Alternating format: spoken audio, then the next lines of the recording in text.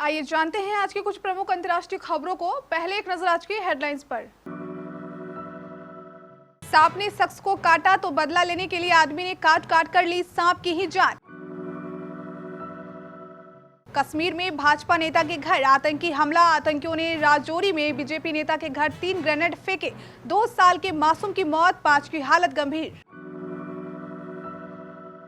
राहत, तमिलनाडु में पेट्रोल 3 रुपए लीटर सस्ता। स्टालिन सरकार का बड़ा फैसला।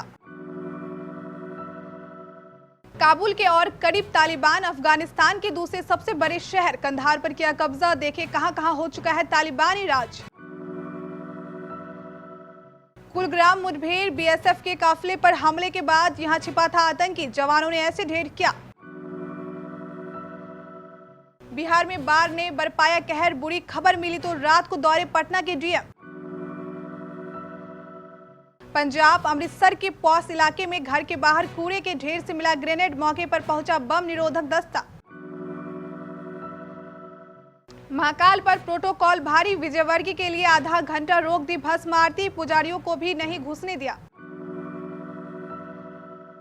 रानी मुखर्जी मुंबई में खरीदा आलीशान घर। कीमत 7 करोड़ रुपए से ज्यादा। पलटवार, विनेश फोगाट ने कुश्ती संघ के आरोपों पर तोड़ी चुप्पी। कहा एक पदक हारते ही लोगों ने उन्हें निर्जीव समझ लिया। बदला लेने के एक अजीबोगरीब मामले में उड़ीसा के जाजपुर जिले के एक सुदूर गांव में एक 45 वर्षीय आदिवासी व्यक्ति ने कथित तौर पर सांप को काटकर मार डाला। सालीजंगा पंचायत के गंभीर पटिया गांव के किशोर बद्रा बुधवार की रात अपने धान के खेत में काम कर घर लौट रहे थे। तभी उनके पैर में सांप ने डस लिया। जैसे ही बद्रा ने देखा कि उन्हें सांप ने काट लिया तो उन्होंने सांप को पकड़ लिया और काट काट कर मार डाला। सांप की मौके पर ही मौत हो गई। बद्रा बताते हैं, कल रात जब मैं पैदल घर लौट रहा था तब मेरे पैर में कुछ लगा। मैंने अपनी टॉर्च चालू की और पाया कि यह एक जहरीला सांप है। बदला लेने के लिए मैंने सांप को अपने हाथों में लिया और उसे बार बार काटा, जिससे सांप की मौके पर ही मौत हो गई। आतंकवादियों ने कश्मीर में एक बार फिर भाजपा नेताओं को निशाना बनाया। राजौरी में गुरुवार रात आतंकवादियों ने बीजेपी के मंडल अध्यक्ष जसबीर सिंह के घर ग्रेनेड अटैक किया। जसबीर के घर 3 ग्रेनेड फेंके गए थे। इस हमले में उन्हें महज 2 साल के भतीजे वीर सिंह की जान चली गई। बीजेपी ने इस हमले की कड़े शब्दों में निंदा की और शुक्रवार को राजौरी में विरोध प्रदर्शन भी किया। भाजपा ने अपील की है कि सुरक्षा बल और पुलिस जल्द से जल्द हमला करने वाले आतंकियों को खत्म करे। इस हमले के विरोध में शनिवार को राजौरी बंद भी बुलाया गया है। महंगे पेट्रोल से जूझ रही जनता को तमिलनाडु सरकार ने राहत दी है। राज्य में पेट्रोल के दाम 3 रुपए लीटर घटा दिए गए हैं। तमिलनाडु में सत्तारूढ़ स्टालिन सरकार ने राज्य की जनता को यह बड़ी राहत पहुंचाई है। राज्य में 2.6 करोड़ 2 पहिया चलाने वाले लोग हैं, उन्हें इससे सीधा लाभ होगा। राज्य के वित्त मंत्री पी थैगाराजन ने शुक्रवार को राज्य विधानसभा में यह ऐलान किया। उन्होंने बताया कि पेट्रोल के दाम घटाने के कारण सरकारी खजाने को 1160 करोड़ रुपए का नुकसान होगा। बता दें, देश के कई राज्यों में पेट्रोल के दाम 100 रुपए लीटर या इससे ज्यादा चल रहे हैं। अफगानिस्तान से नाटो और अमेरिका सैनिकों की वापसी के बीच तालिबान को अब तक सबसे बड़ी कामयाबी हाथ लगी है। अफगानिस्तान में जारी खूनी संघर्ष के बीच तालिबान ने शुक्रवार को अफगानिस्तान के दूसरे सबसे बड़े शहर कंधार पर कब्जा कर लिया है। समाचार एजेंसी एक मीडिया रिपोर्ट के मुताबिक तालिबान ने शुक्रवार को दावा किया है कि उसने एक और प्रांतीय राजधानी कंधार पर कब्जा कर लिया है। अब सिर्फ राजधानी काबुल उससे बचा हुआ है। काबुल के बाद कंधार की अफगानिस्तान का दूसरा सबसे बड़ा शहर है। अधिकारियों ने कहा कि कंधार पर गुरुवार रात तालिबानियों का कब्जा हो गया और सरकारी अधिकारी और उनका दल हवाई मार्ग से किसी तरह शहर से भागने में सफल रहे। कश्मीर में कुलगाम के मीरपोरा में गुरुवार को बीएसएफ के काफिले पर हमला करने के बाद 2 आतंकवादियों ने एक इमारत में शरण ली थी।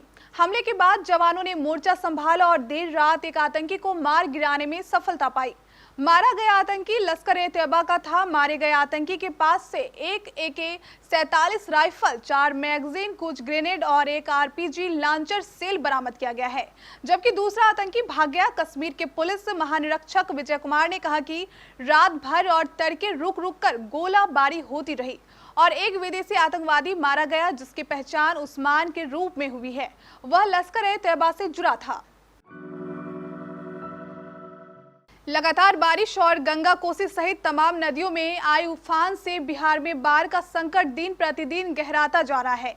नए इलाकों में भी पानी फैलने लगा है। उत्तर बिहार की नदियों के नेपाल स्थिति जलग्रहण क्षेत्रों में बारिश के चलते 2 दिन बाद भी निजात की उम्मीद नहीं है। दक्षिण बिहार की नदियां भी उफन रही है। गंगा के साथ सोन और पुनपुन के बढ़ते जलस्तर के कारण पटना के आसपास के निचले इलाकों में खतरा बढ़ गया है। प्रशासन सतर्क है। गुरुवार को आधी रात के दौरान पटना नहर में पानी का दबाव बढ़ने और तटबंध से रिसाव की खबर मिली तो डीएम डॉक्टर चंद्रशेखर दौड़े संबंधित स्थलों पर पहुंचे और बचाव कार्यों का जायजा लिया। अमृतसर के रंजीत एवेन्यू में घर के सामने कूड़े के ढेर में एक बमनुमा चीज मिलने से सनसनी फैल गई। इसे ग्रेनेड बताया जा रहा है। रंजीत एवेन्यू अमृतसर के पोस्ट इलाकों में शामिल है। सूचना मिलते ही police commissioner doctor Sukhchain Singh Gill और डीसीपी मुखविंदर सिंह भुल्लर मौके पर पहुंचे और जांच शुरू की। इसके अलावा सूचना मिलते ही मौके पर बम निरोधक दस्ता भी पहुंच गया है। इससे पहले अमृतसर में भारत पाकिस्तान सीमा पर स्थित गांव डालेके के पास शनिवार और रविवार की मध्य रात्रि पंजाब पुलिस और सीमा सुरक्षा बल ने संयुक्त तलाशी अभियान में 3 किलो RDX, 5 हैंड ग्रेनेड और 100 से ज्यादा कारतूस बरामद किए थे। पवित्र श्रावण मास में शिव मंदिरों में पूजा का विशेष महत्व है, लेकिन कोरोना को देखते हुए आम श्रद्धालु और वीआईपी का प्रवेश प्रतिबंध रखा गया है। लाइव प्रसारण के माध्यम से लोग दर्शन कर रहे हैं। वहीं मध्य प्रदेश के उज्जैन में भस्म आरती के दौरान महाकाल मंदिर में जमकर हंगामा हुआ। दरअसल भारतीय जनता पार्टी के महासचिव कैलाश विजयवर्गीय, उनके पुत्र व विधायक आकाश विजयवर्गीय और विधायक रमेश मेंदोला को भस्म आरती से ठीक पहले महाकाल दर्शन कराने को लेकर मुख्य पुजारियों को रोक दिया गया। इसको लेकर पुजारियों ने जमकर हंगामा किया। हंगामे के चलते भस्म आरती करीब आधे घंटे देर से शुरू हुई। नेताओं और पुजारियों के बीच जारी विवाद का किसी ने वीडियो बनाकर सोशल मीडिया पर डाल दिया। वीडियो तेजी से वायरल हो रहा है। बॉलीवुड अभिनेत्री रानी मुखर्जी ने मुंबई में आलीशान घर खरीदा है, जिसकी कीमत 7 करोड़ रुपए से ज्यादा बताई जा रही है। यह आलीशान घर रुस्तमजी पैरामाउंट सोसाइटी में है। इस सोसाइटी में कई सेलिब्रिटी का घर है। बताया जा रहा है कि रानी मुखर्जी का यह आलीशान घर 22वें फ्लोर पर है, जहां से समुद्र के नजारे दिखते हैं। रानी मुखर्जी रुस्तमजी पैरामाउंट में घर खरीदने वाली 5वीं सेलिब्रिटी बन गई है। उनसे पहले यहां दिशा पठानी, टाइगर श्रॉफ, हार्दिक पांड्या और कृणाल पांड्या ने भी घर खरीदा है। टोक्यो ओलंपिक समाप्त हो चुका है और सभी भारतीय खिलाड़ी स्वदेश लौट चुके हैं। वतन वापसी के बाद लगातार पदक विजेताओं का सम्मान और स्वागत किया जा रहा है और उन पर धन वर्षा भी हो रही है। लेकिन इन सबके बीच भारत की शीर्ष महिला पहलवान विनेश फोगाट भी लगातार चर्चा में बनी हुई है। टोक्यो से लौटने के बाद उन्हें भारतीय कुश्ती संघ ने अनुशासनहीनता की वजह से अस्थायी रूप से निलंबित कर दिया गया और 16 अगस्त तक अपना पक्ष रखने का समय दिया। तमाम आलोचनाओं के बाद अब फोगाट ने पूरे मामले पर अपनी चुप्पी तोड़ी है। उन्होंने इंडियन एक्सप्रेस में अपना पक्ष रखने के साथ साथ फेडरेशन पर भी सवाल उठाए हैं।